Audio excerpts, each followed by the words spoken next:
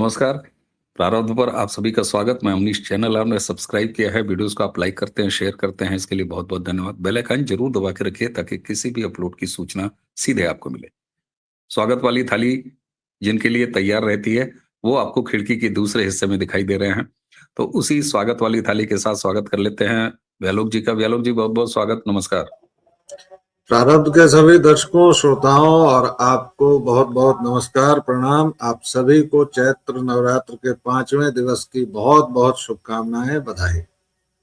बहुत-बहुत बधाई, बहुत-बहुत शुभकामनाएं। व्यालोक जी, आज जरा वेस्ट बंगाल की ही बात करेंगे, लेकिन उस विषय पर विस्तार से बात करेंगे जिसको कम से कम पिछले 8 एक 10 महीने से जब भी बंगाल पे कहीं कोई बात होती है तो आपने भी ध्यान दिया होगा, आपसे बात करते-करते ही कम से कम 1 दर्जन से ऊपर बार बंगाल के परिप्रेक्ष्य में मैं कंक्लूड करते हुए या बीच में टोकते हुए ये बात ज़रूर कहता हूँ कि साहब, जिस बंगाल में 3 दशकों से ज़्यादा उस लेफ्ट की सरकार रही जो कर्मचारी यूनियन जिंदाबाद के भरोसे ही मजदूर एकता जिंदाबाद, दुनिया के मजदूरों एक हो, लेफ्टिस्ट लेफ्टिस्टों ने हमेशा ये चूरन बांटा है। सरकार में थे, लेकिन जब छोड़ के गए तो चौथा वेतन आयोग छोड़ के गए और उस समय पूरे देश में, सॉरी, तीसरा वेतन आयोग छोड़ के गए और उस समय पूरे देश में चौथा वेतन आयोग चल रहा था, एक वेतन आयोग पीछे। ममता बनर्जी ने उस रियावत को कायम रखा और उसी वेस्ट बंगाल में जहां हक हकूक की बड़ी लंबी चौड़ी बातें की जाती हैं, लेफ्ट इतने दशकों सत्ता में रही, आज जब देश 8वें वेतन आयोग की तैयारी कर रहा है, दशकों 7वां वेतन आयोग भोग रहा है, तो क्या आपको पता है वेस्ट बंगाल में कौन सा वेतन आयोग है? कागजों में छठा वेतन आयोग है, फिर भी एक वेतन आयोग पीछे, लेकिन प्रैक्टिकली पूर्णतः 5वां वेतन आयोग और छठा आंशिक रूप से वेस्ट बंगाल में लागू है। ये बात हम 1 साल लगभग उससे दोहरा रहे हैं, लेकिन आप सोचिए कि जहां एक लंबी सत्ता रहती है तो वहां ब्यूरोक्रेसी उसके टाइप की हो जाती है, जैसा कि कांग्रेसी इकोसिस्टम में सेंटर में हमने देखा, देश भर में हमने देखा, आज भी महसूस करते हैं जुडिशरी में किस तरह से कांग्रेसी पना और उसका इकोसिस्टम भरा रहता है। जब तब वो मवाद बाहर आ जाता है, वो दर्द बाहर आ जाता है। इसी तरह किसी राज्य में भी एक सत्ता अगर लंबे समय तक रहे तो यही हाल राज्य में होता है, राज्य के ब्यूरोक्रेसी के साथ होता है। लेकिन अगर ये ब्यूरोक्रेसी से शुरू हुआ मामला कर्मचारी स्तर तक पहुंच जाए तो ये संख्या बहुत बड़ी हो जाती है। 2 मामले मैं आपको बताया, दूसरा बताने जा रहा हूं। पहला क्या कि आप सोचिए, कल्पना कीजिए कि 7वें वेतन आयोग की सैलरी अगर एक प्राथमिक अध्यापक की सैलरी अगर ले लें तो उत्तर प्रदेश में पहली सैलरी 45,000 प्लस मिलती है और बंगाल में यही पहली सैलरी 25,000 प्लस मिलती। इस तरह का डिफरेंस है और उसके बाद तनख्वाह भी उसी तरह से झेल रहे हैं। 8वां वेतन आयोग पब्लिश हो गया है। हम इस मामले को लगातार उठाते रहे और हमें खुशी है कि अब गृह मंत्री जी ने भी यही बात कही है। बंगाल की सरकार के सभी सरकारी कर्मचारियों के साथ ममता दीदी ने क्या किया? देश भर के सरकारी कर्मचारियों को 7वां वेतन आयोग मिल चुका है, सिर्फ बंगाल के सरकारी कर्मचारियों को ही छठे वेतन आयोग का वेतन मिल रहा है। गलत है सर, आंशिक रूप से छठा है। अब तो 8वां वेतन आयोग बन रहा है, लेकिन ममता दीदी ने सरकारी कर्मचारियों को 7वां वेतन आयोग नहीं दिया है। सभी लोग भाजपा की सरकार बना दो, 45 दिनों के अंदर हम 7वें वेतन आयोग का वेतन देने का काम करेंगे, केंद्रीय गृह मंत्री श्री अमित शाह जी। दर्शकों, मुझे आज ऐसा लगा कि ये ट्वीट मैं ही बोल रहा हूं जो लगातार मैं 1 साल से बोल रहा हूं। मैं ये नहीं कह रहा हूं कि अमित शाह जी हमारा वीडियो देखते हैं या हमारी बात सुनते हैं, लेकिन अगर ये संयोग ही है तो भी इससे शुभ कुछ नहीं है। दूसरा मामला मैं आपको उसी वेस्ट बंगाल का बताता हूं। एक पृष्ठभूमि है, 2022 के कलकत्ता उच्च न्यायालय के उस आदेश से ये उपजा मामला जिसमें राज्य कर्मचारियों को केंद्रीय करों के बराबर का डीए भुगतान करने का निर्देश दिया गया। पश्चिम बंगाल ने इसे चुनौती दी थी, जिसके बाद यह मामला सुप्रीम कोर्ट पहुंचा और सुप्रीम कोर्ट में जब मामला पहुंचा तो सुप्रीम कोर्ट ने क्या कहा कि 2009 से 2019 के बीच जो आपने डीए की किस्त, महंगाई भत्ते की किस्त कर्मचारियों की, वो भी 20 लाख कर्मचारियों को रोक कर रखा है ममता बनर्जी, उसका 25% बकाया आप तत्काल कर दीजिए। 12 लाख से अधिक वर्तमान और सेवानिवृत्त भी इसमें शामिल है। अब सोचिए, ये मामला कोर्ट में लेके गया कौन? शुभेंदु अधिकारी बंगाल के पश्चिम बंगाल के विपक्ष के नेता, भाजपा के नेता शुभेंदु अधिकारी लेके जाते हैं और तब कर्मचारियों को ये डीए होता है। उसमें भी क्या फ्रॉड कर दिया ममता बनर्जी ने, वो व्यालोक जी अभी बताएंगे। व्यालोक जी, ये असंतोष कहीं न कहीं अंदर-अंदर पनप रहा है। और एक चीज़, जब वेस्ट बंगाल के बारे में बात होती है, बड़े विशेष रूप से बात होती है कि वहाँ के सरकारी कर्मचारी या तो दबाव में या वो टीएमसी टाइप्ड हो गए हैं। लेकिन ये एक नया विद्रोह सरकारी कर्मचारियों के सामने दिखाई दे रहा है। एक तो इनकी ये जो पे कमीशन है, दूसरा डीए, और भर्तियों के मामले को लेकर भी आपने देखा होगा 5वें दिन का ये जो 5 दिन का ड्रामा धरना किया था, वहां भी सरकारी कर्मचारी और तमाम लोग पहुंच गए थे। ये एक बड़ा मुद्दा बनने जा रहा है आपकी निगाह में, और चूंकि अब गृह मंत्री ने भी इसको जमीन पर उतार दिया है, और आपको खुशी होनी चाहिए कि हम लोग तो 1 साल से इस पर बात कर रहे हैं। क्यों? ये एक नया विद्रोह सरकारी कर्मचारियों का, और वो इकोसिस्टम जिसको कि ममता का हेल्पफुल माना जाता है, इस बार वहां से भी खेला शुरू है। सर, ये मुद्दा बनने नहीं जा रहा है, ये मुद्दा बन चुका है। अंदर खाने असंतोष की गहरी आग फैल चुकी है। आपने शिक्षकों के वेतन की तुलना की उत्तर प्रदेश से। उत्तर प्रदेश पिछले 7 वर्षों से जिस राह पर रपट रहा है, सरपट दौड़ रहा है, इसलिए उत्तर प्रदेश को अभी तक किनारे रख देते हैं, उसकी बात नहीं करेंगे। बिहार आंकड़ों में सबसे गरीब राज्य है देश का। यहां जब शिक्षक शुरू कर रहा है तो उसे 45,000 प्लस मिलता है। अब आप सोच लीजिए कि पश्चिम बंगाल की क्या दुर्दशा कर दी है इन कम्युनिस्टों ने, कांग्रेसियों ने और ममता बनर्जी ने। मतलब आज की डेट में पूरे भारत से आधी तनख्वाह पर वहां लोग हैं। आपने महंगाई भत्ते की बात की। सबसे पहली बात की ममता बानो ने ये शुरुआत नहीं की, आपने बता दिया कि शुभेंदु अधिकारी गए। सुप्रीम कोर्ट ने चाबुक फटकारा, कहा कि बकवास बंद कीजिए, आप मॉडल नियोक्ता की तरह काम कीजिए, डीए आप कोई प्रिविलेज नहीं दे रहे हैं, विशेषाधिकार, यह कर्मचारी का अधिकार है। और आपने 20 लाख से अधिक कर्मचारियों का जो रोका हुआ है उसको तत्काल आप निर्गत कीजिए। ममता बानो ने क्या खेला किया इसमें भी कि जी माई बाप करेंगे, माई लॉर्ड योर लॉर्डशिप करेंगे, लेकिन मार्च 2026 से शुरू करेंगे।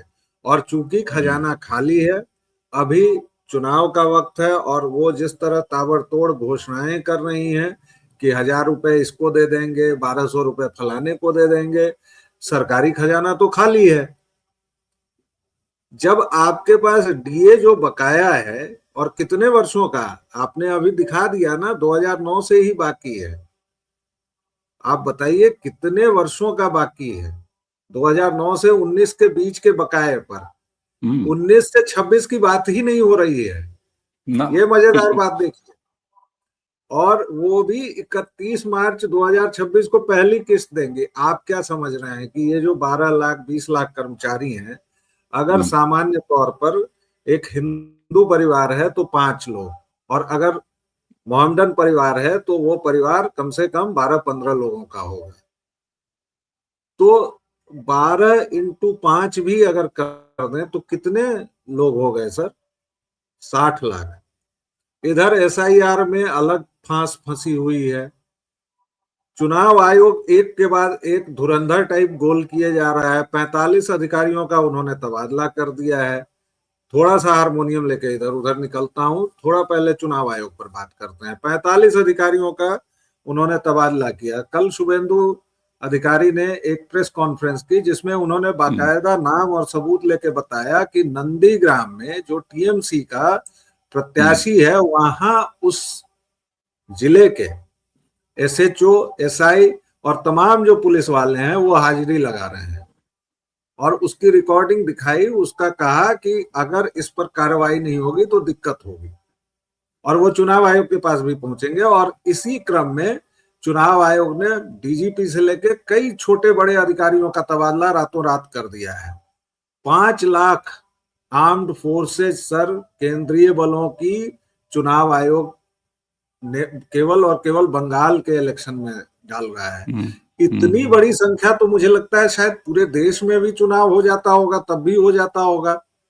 ये तो अभूतपूर्व है। मैं बिहार का बाशिंदा हूं, मैंने बिहार में इतनी बड़ी संख्या में नहीं देखा है कभी भी। बड़ा ना, बहुत बड़ा केंद्रीय चुनाव, डिप्लॉयमेंट है, केंद्रीय बड़ा बलों की डिप्लॉयमेंट। इतनी बड़ी डिप्लॉयमेंट। अब ममता बनर्जी के पास क्या है? वही उनका रोना गाना कि हम बंगाली हैं, गुजरात से नहीं चलेगा, फलाने से नहीं चलेगा। लेकिन भाजपा ने इस बार बहुत सतर्कता बरती है। शुभेंदु अधिकारी और दिलीप घोष सामने से बैटिंग कर रहे हैं।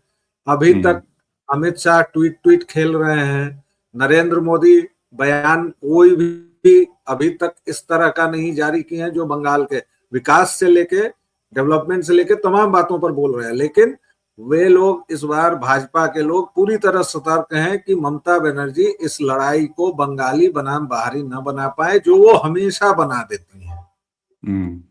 अब ममता बनर्जी अगले 2-3 दिन में पैर पर प्लास्टर चढ़ा के या माथे पर पट्टी बांध के अगर उतर जाए तो मुझे कोई शक नहीं है। वापस आते हैं केंद्रीय कर्मचारियों पर। वहां एक शिक्षक हैं, मेरे मित्र, उनसे मेरी बात हो रही थी। मैंने उनसे पूछा कि आप लोगों की क्या स्थिति है वहां। उन्होंने एक शब्द में कहा कि बंगाल में नौकरी करने से अच्छा है कि आदमी कहीं भी दूसरी जगह नौकरी कर ले, चला जाए, क्योंकि वेतन भी टुकड़ों में आ रहा है। वेतन की भी एक तारीख को जो आ जाती है ना, सरकारी नौकरी पर लोग क्यों लहलहाए रहते हैं, क्यों लहालोट रहते हैं कि भाई अगर कोई छुट्टी का दिन आ गया 1 तारीख को तो 31 को आपके अकाउंट में आ जाता है पैसा। ऐसा ही होता है ना सर। और कोई भी बढ़िया कॉरपोरेट अगर है वो भी ऐसा ही करता है। बंगाल में इसका बिल्कुल उल्टा हो रहा है। ममता बनर्जी ने इस राज्य को खोखला कर दिया, जिहादियों के हाथ में सौंप दिया। और सरकारी कर्मचारियों का जो गुस्सा है, जो लावा अंदर अंदर दहक रहा है, उसके आधार पर यह कहा जा सकता है, मैं भविष्यवाणियां नहीं करता, लेकिन मैं बंगाल के बारे में एक बार फिर यह जोखिम लेने को तैयार हूं कि इस बार ममता बनर्जी को कोई नहीं बचा सकता, क्योंकि सारे दांव उनके उल्टे पड़ रहे हैं। और उसमें ये जो विद्रोह है अंदर खाने, और कब ये सड़कों पर उतर आएगा ये नहीं पता सर, क्योंकि 31 मार्च में अब बहुत दिन नहीं है और खजाना खाली है। अगर इन्होंने पहली किस्त जारी नहीं की तो एक तरफ सुप्रीम कोर्ट की अवमानना का डर है और दूसरी तरफ लाखों कर्मचारियों के सड़क पर उतरने का डर है। ये दोनों खतरे ममता बानो के पास हैं और इनसे वो कैसे निपटती है ये देखना बड़ा दिलचस्प रहेगा। जी बिल्कुल। और एक इंटरेस्टिंग चीज आपको दिखाता हूं और दर्शकों आपको भी दिखाता हूं। देखिए बंगाल में किस तरीके से इस बार माइक्रो मैनेजमेंट करते हुए इलेक्शन लड़ रही है भारतीय जनता पार्टी, उसकी एक स्ट्रेटजी। ये जो आप तस्वीर अभी देख रहे हैं अपने स्टेज इस पे स्क्रीन पे, ये मेले की तस्वीर है। और जानते हैं किस समाज के मेले की तस्वीर है? ये मतुआ समुदाय जो है, जो कि बांग्लादेश से ही बंटवारे के बाद जो पूर्वी पाकिस्तान था उधर से विस्थापित हुआ और बाकायदे इसकी एक बड़ी संख्या है और ये डिसिसिव है। और ममता बनर्जी इसमें जो है सीए आने के बाद और उनको नागरिकता देने और यहाँ का वोटर बनाने, मतदाता बनाने, तो इस बार ये एक बड़ा वोटिंग फैक्टर है जिसको कि भाजपा जो है वो मैनेज कर रही है। और कैसे इसको एड्रेस कर रही है? केंद्र सरकार, रेलवे उसी का है ना। आप सोचें इस अकेले मेले के लिए वेस्ट बंगाल सरकार ने कोई इंतजाम नहीं किया था, ममता बनर्जी ने कुछ नहीं मांगा था रेलवे से, लेकिन रेलवे 33 अतिरिक्त ट्रेनें चला रही है केवल और केवल इस मथुआ मेले के लिए, जो कि ठाकुर नगर में लगता है।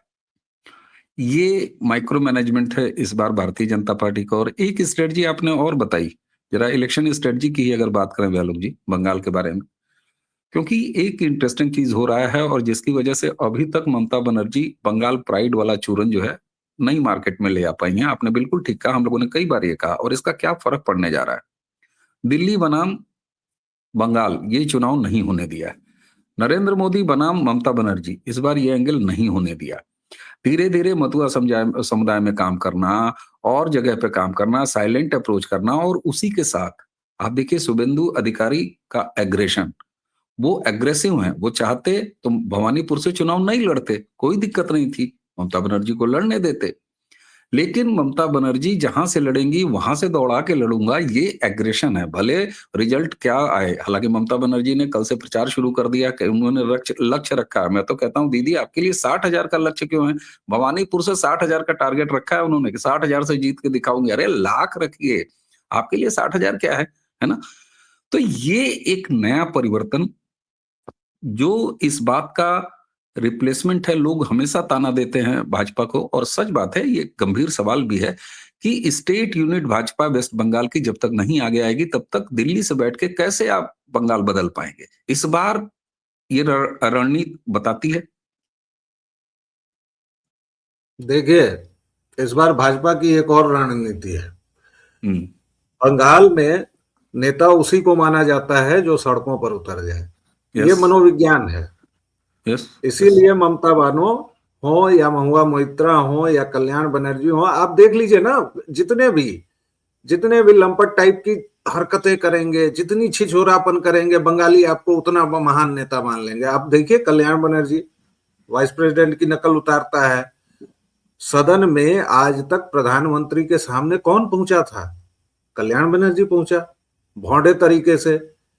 तो बंगाल की जनता का ये मनोविज्ञान है। अब आप इसको कुछ नहीं कर सकते हैं, क्योंकि उनको लगता है कि जो सड़क पर हमारे लिए उतरा हुआ है वही हमारा नेता है और आक्रामक होना चाहिए। ठीक, इस बार और ये भी आरोप लगता रहा है भाजपा की केंद्रीय लीडरशिप पर हमेशा ही कि भाई आपके लोग हलाक होते रहे, इतनी हिंसा होती रही, आप क्या करते रहे, फला क्या करते रहे। उसके डिटेलिंग में मैं नहीं जाऊंगा कि केंद्रीय, मतलब अब ऐसा तो होगा नहीं कि काले घोड़े पर शाहजीवा और सफेद घोड़े पर मोदी जीवा चल जाए और दोनों हाथों में तलवार लेके यलगार कर दे या फिर जयघोष करते हुए और उतर जाए। ये तो नहीं होता है। होता यह है कि वहां की लीडरशिप को इस तरह तैयार किया जाए। आपको याद होगा अभी नरेंद्र मोदी की एक सभा हुई थी, उसमें बसों को रोका गया, उसमें तमाम तरह के अवरोध पैदा किए गए। और आपको मैं बताऊं कि उसमें एक ब्रिज पर जब पथराव हुआ तो भाजपा के कार्यकर्ताओं ने, और ये मैं बड़े खुल के कह रहा हूं, क्योंकि हिंसा का जवाब आप जब तक मौन से देंगे तब तक ये जिहादी हो, टीएमसी हो या कम्युनिस्ट हो, ये मानेंगे नहीं। भाजपा के लोग छुपे, फिर उन पत्थरों को इकट्ठा किया और उसके बाद लेके उन्हीं को वापस सप्रेम लौटा दिया। गौतम बुद्ध की शिक्षा। गौतम बुद्ध कहते थे कि तुम मुझे गाली दोगे, मैं लूंगा नहीं। थोड़ा सा परिवर्तन कर लिया 2026 में कि तुम हमें पत्थर मारोगे, हम तुम्हें वही पत्थर लौटा देंगे। पहली स्ट्रेटजी ये है। दूसरी स्ट्रेटजी ये है कि शुभेंदु अधिकारी हो या दिलीप घोष हो, एक एक जगह पर निगाह, थैंक्स टू टेक्नोलॉजी सारी चीजें। कल कांडीगिरी नामक एक जगह है, वहां पर टीएमसी का कैंडिडेट एक जिहादी है जो कैश बांट रहा था। भाई लोगों ने उसको कैप्चर किया, अब उसको ईसी को देंगे और उसके बाद जाहिर तौर पर उसकी जो भी लानत मलामत होगी, हो सकता है उसका कैंडिडेचर ही खतरे में पड़ जाए और दीदी फिर चिल्लाएं कि इसी फांसीवादी है, इसी सब कुछ है। तो ये जो स्ट्रेटजी बदली है भाजपा ने, इसका बहुत गहरा परिणाम दिखेगा। सड़कों पर दिखना चाहिए। शुभेंदु अधिकारी लगातार सड़कों पर हैं, दिलीप घोष लगातार सड़क पर हैं, भाजपा के छोटे बड़े नेता लगातार आक्रामक तेवर के साथ हैं। और पिछली बार का जो 10% का डिवाइड था, 10% की खाई थी ना टीएमसी और भाजपा के वोट में, उसको पाटने के लिए जितने पहले से तैयारी हो गई है और जो चीजें हो रही हैं, 7% तो एसआईआर ने पाट दिया है। मैं उसको कहने से बचना चाह रहा था, लेकिन खैर चलिए आपने कह दिया तो मैं केवल भाजपा के पक्ष को दिखाना चाह रहा था। एसआईआर पर क्यों एसआईआर भाजपा का पक्ष, एसआईआर जो है वो कोई भाजपा का, कांग्रेस का, तृणमूल का पक्ष थोड़ी ना। भाजपा तो मतदाता सूची का पवित्रीकरण है, शुद्धिकरण है। वही, इसीलिए मैं एक चीज आज जब वालों जी, आज जब क्रेडिट लेने का काम चल ही रहा है, तो अमित शाह जी ने भी एक जगह, क्या मैं एक बाइट में मैंने सुना सेम शब्द जो हम लगातार कहते रहते हैं कि भाई मतदाता सूची एसआईआर और कुछ नहीं है, मतदाता सूची का पवित्रीकरण है, शुद्धिकरण है। मोटा भाई ने भी जी। यही बात दोहराई थी, हमको लगता है कोई वीडियो पहुंचाता है क्या, बहरहाल।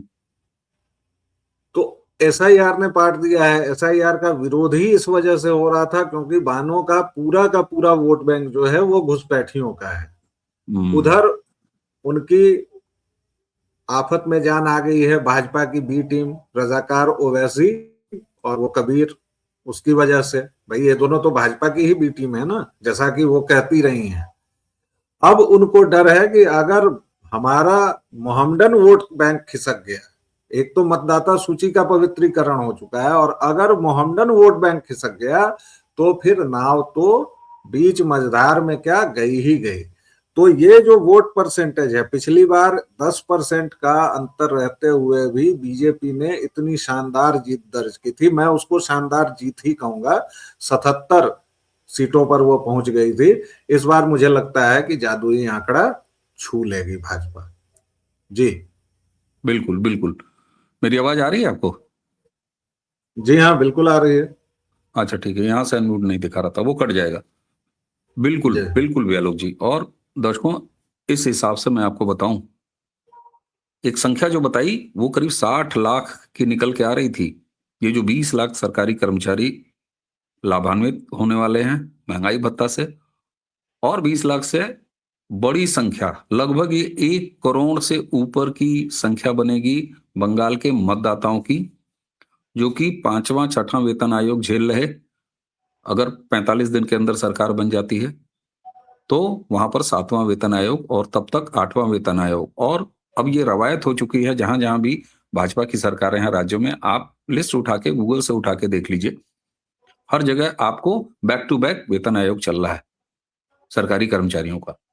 और सरकारी कर्मचारी वेस्ट बंगाल में वो तंत्र हैं जिसके ऊपर ये आरोप या धब्बा या ये सच्चाई है कि वो इकोसिस्टम का हिस्सा बन चुके हैं, और ये लाजमी है जब लंबे समय तक सत्ता रहती है। चूंकि बंगाल में लंबे समय तक के लिए ही सत्ताएं किसी एक खास पार्टी को दी जाती हैं, तो इसलिए वो बड़ा सहज ढंग से हो जाता है। लेकिन क्या आप समझ रहे हैं, अंदर अंदर आग नहीं सुलग रही है, वो आग की सुलग ही नहीं रही है, बल्कि अब एक ज्वाला का रूप ले चुकी है वेस्ट बंगाल में। और सरकारी कर्मचारियों का असंतोष न सिर्फ ममता बनर्जी को, जो वो रिगिंग करती हैं, वो पोल टू पोल इस पर फर्क डालेंगी।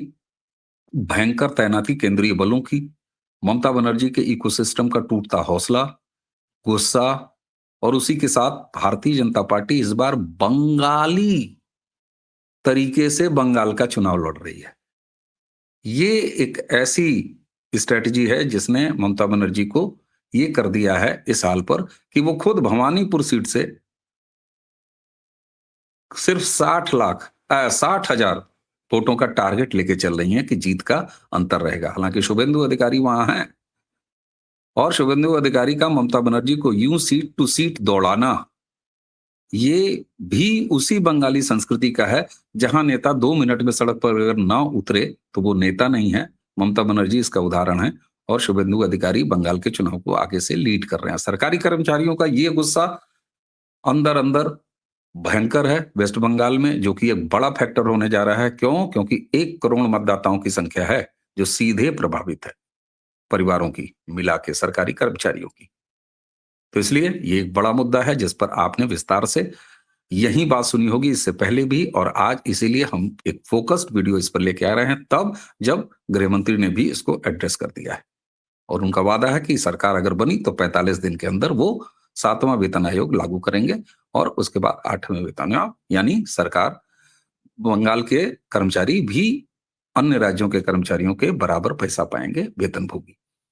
हमें उम्मीद है कि ये एकदम नया एंगल और नई बातचीत है वेस्ट बंगाल के विधानसभा चुनाव के मद्देनजर। तो इसको आगे जरूर बढ़ाइएगा, शेयर कीजिएगा, और चैनल को आप सब्सक्राइब करते हैं इसके लिए बहुत बहुत धन्यवाद। अगर नहीं किए हैं तो आप कर लीजिए, वीडियोस को लाइक करते रहिए, शेयर करते रहिए।